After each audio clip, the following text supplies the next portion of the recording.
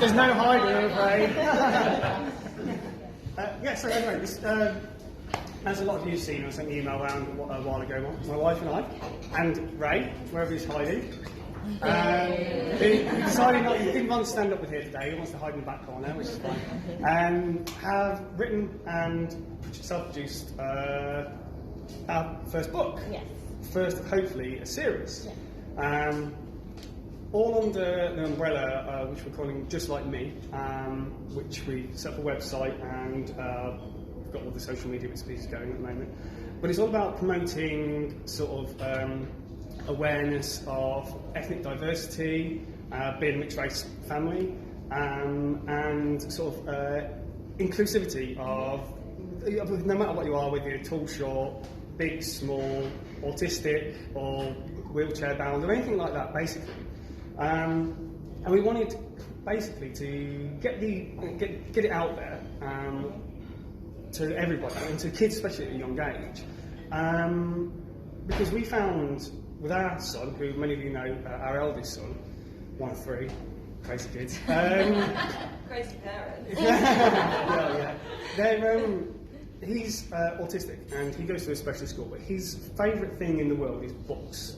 He is book obsessed, should we say. Yeah. He'd read a book from cover to cover, but we could never find a book where he could relate to the person or the characters within it. Whether it's the fact that he's mixed race with curly hair, or the fact that he struggles with loud noises, or anything else like that. So, yeah. So basically, Walter was diagnosed with ASD, autistic spectrum disorder, in 2017, and like Alex said, as parents we found it incredibly hard to find books where Walter could relate to those characters in those stories. Walter, up until the age was about 4.5, was completely non-verbal, so he found it extremely hard to communicate. If you could just kind of envisage a day-to-day where you had to communicate to people but used no words at all, within about 2 minutes you'll probably get really, really frustrated. So this is what Walter's life was like on a day-to-day basis. But we soon kind of realised that he was very visual with things, and he responded really well to visuals. So books became almost like his safe haven. He could like go to the book, although he couldn't read, he could relate to the imagery in those books. And although he couldn't tell us, for example, I want a drink, he would find a picture in the book where there was a drink and he'll point to that cup. So we started to realise that he was using that as his own kind of channel of communication. So after a few years, I said to Alex, I was getting quite frustrated. I had to really kind of like dig deep and Google books where a child who had ASD was like the hero of the book. They were out there, but they weren't kind of readily available in the mainstream market. So Alex, being Alex, was like, well, just stop moaning and just write one then. To kind of prove a point, I went, okay, I will. So we started writing these books, and the umbrella is called Just Like Me, where we kind of really champion diversity, inclusiveness and kindness. And although originally these books were written for children like Walter, we soon realised that it would be really important for children who didn't have additional needs. They should read these books as well. Autism is really complex. I don't know if you know a lot about it, but there are quite a few stereotypes when people think of autism. They either think of them as completely non-verbal, or they think that they're a genius and they're great at maths, and there's nothing in between. And it is really, really complex. Like, Walter does have his passions and his strengths. He's got incredible long-term memory. He will remember people's names, what they were wearing, what their hairstyle was like, things that happened 2 years ago, but he can't remember something that happened 10 minutes ago. So when we started to write these books, I thought, okay, yeah, we want to really hero those who are underrepresented, and kind of give it a platform so people can really learn about different abilities and strengths as well. Having children, before we had Walter, I didn't really know much about autism at all. I kind of had the same kind of stereotypes as everybody else. So this is really important for us to really capture the essence and the beauty of autism, because it's not always doom and gloom.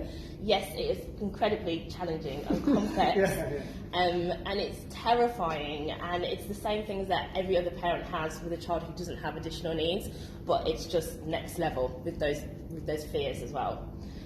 So our first book, Buster Finds His Beat is heavily based on water, and it's about a little boy who gets scared of everyday noises. Now, one of the things with water, and like Buster, is that water is very hypersensitive. He's got sensory processing disorder, which is basically when like the brain and the nervous system don't work very well together. So certain noises will really kind of send their nervous system and their senses into overdrive. They can kind of sometimes see noises and things like that. The wires are kind of crossed. Yeah. So he's sensory overloaded with loud noises. Yeah. So it startles him in many different ways. Sometimes they can say they can actually feel loud noises as well. Kind of makes their skin tingle. Yeah. So things like a hand dryer in a public cubicle that he can be really, really scared of. But on the flip side, he's obsessed with the noise of a Hoover. So sometimes it doesn't make any sense at all. And I would like to say our house is spotless, but it's not. No. It's really not. Because we hardly get the Hoover out because you'll get obsessed with it. Yeah, you can't do any hoovering because he just wants to take it off you and do the hoovering himself. Yeah, so it sounds cute, but it's crazy. And also things like the rain. In the last 6 months, we've realised that water is absolutely petrified of the rain, and to everyone else that sounds ridiculous, but I think with the rain, it's the randomness of it. With autism, they need structure, they need to know what's happening all the time, and it's that uncertainty with rain. So it doesn't help that we live in England because it's always raining and we don't know when it's going to rain, but I think it's to do with the randomness. It could be the texture on his skin he doesn't quite like, and also I think it's that he doesn't know when it's going to end, and with autism he needs to know when there's a start and when there's an end of something. So at the moment we're trying to find our own kind of coping mechanisms. Yeah. And he's finding his own as well as he's getting older, and he's at a specialist school that are also helping him finding his own coping mechanisms as well. We've found that if he can reason out the why something's happened, then it makes it easy for him to deal with. Like at the moment, he's understanding that the rain needs to fall so the plants can grow. So if the rain doesn't fall, then he can't go to the park because there'll be no grass. So we've related to something he knows, and then although it still upsets him, and he's constantly asking, when's the rain going to stop, when's the rain going to stop? We'll say, well, the rain's going to stop soon, but it needs to rain for the plants to grow. And also that helps with a visual as well, so you can visualise that, so that really helps him as well. So with Buster, he is scared of everyday noises, and we didn't want to have this book to be like, this is how he conquers his fears and then he's completely cured of it, because you can't cure autism. It's like a lifelong condition that he's always going to have. But we really wanted to have a central point to show that yes, this is something that you're scared of, but how can we turn this into almost like your superpower? How can we use this to distinguish you from everyone else? Because we really want to capture the fact that being different is pretty cool and it's something really unique. And I think especially in this day and age where we've got like a complete kind of mental health epidemic, where everyone is kind of struggling with their identity and not knowing who they should be and whatever, we really wanted to have a story which can relate to kids at a really young age and kind of set that message that it is okay to be completely yourself and we should start to accept others of their differences as well. One of the things that we did particular with the book as well is to make it rhyme, because with Walter we realised that books that didn't rhyme, he kind of lost his interest, and although he didn't understand all the words, he understood rhythm and music. So having that kind of central continuation of a rhythm really helped with things like concentration and also helped with memory as well. He's learned to relate the words by the way that they sound. Yeah, absolutely. So sometimes if he reads a book, he'll read it in a almost tune because he's just associated reading with like music. He sings everything now, doesn't he? Yeah. He really likes songs because he knows there's a pattern to them and he can learn them. So now he makes songs out of everything, doesn't he? Absolutely, everything. Yeah, which is really cool. So we really wanted to kind of capture the fact that Buster, these are the everyday noises that he's scared of, but he comes to a point where he starts to cope and use his fears, almost to see what his other passions and strengths are. I'm not going to tell you the end because you'll have to buy the book. Have we got copies with us? If anybody wants one, or they can go on the website, just like me, books.co.uk. That's it. There you go. Plug done. So yes, this is completely self-funded and obviously raised on amazing images for these and illustrations, which are really, really cool. And all the feedback that we've had so far is that the story is like a really kind of feel-good story, and I don't think there's anything wrong with feel-good stories. I think it's really important that children should feel good at a young age. And when I think back to when I was at school and when I was younger, we lived in a predominantly white town, only black family in the whole town probably for about 10 years. And there weren't any books where I could relate to a character in that book. And even now when I think back about the child in my school who was labelled as the quirky one, the odd one, the one who had behavioural issues, I would bet money on it to say that there was somewhere on that autistic spectrum. But back then we didn't have the resources, the knowledge and the support to kind of help those children, so they kind of slipped underneath the net.